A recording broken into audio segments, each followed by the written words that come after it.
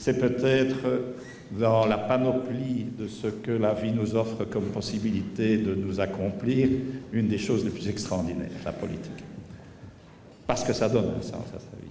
C'est son dernier discours, sa dernière fête de l'Iris, en tant que ministre-président de la région bruxelloise. Après 19 années de règne, Charles Piquet tire sa révérence devant un parterre de personnalités politiques fédérales et bruxelloises. C'est vraiment lui qui a bâti Bruxelles, qui lui a donné une identité. Ce n'est pas pour rien qu'on l'appelle Monsieur Bruxelles.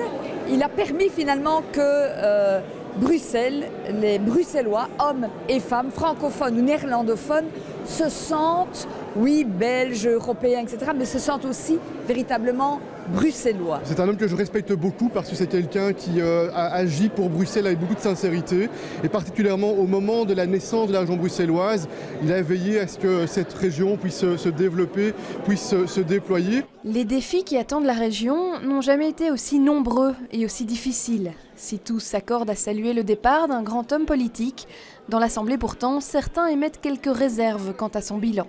Il a fait des bonnes choses à Bruxelles, mais il ne faut pas être hypocrite non plus. Et à la fin, on doit constater que comparé avec les autres villes européennes, Bruxelles peut faire beaucoup mieux, qu'il y a quand même une sorte de manque d'ambition. De manière indéniable pourtant, pendant 2 décennies, Charles Piquet aura travaillé pour faire de Bruxelles une région à part entière. Décrit par beaucoup comme l'homme du consensus, il laissera son nom dans l'histoire d'une région et d'un pays. Son successeur, Rudy Vervoort, le bourgmestre des Verts, a désormais la lourde tâche de lui succéder. Cette fonction ne va pas vous manquer? 19 ans, voilà, j'ai pu vivre cette fonction assez longtemps. Et puis je vais rester en politique. Je suis bourgmestre, je suis député. Je vais continuer à m'intéresser évidemment à la défense de Bruxelles.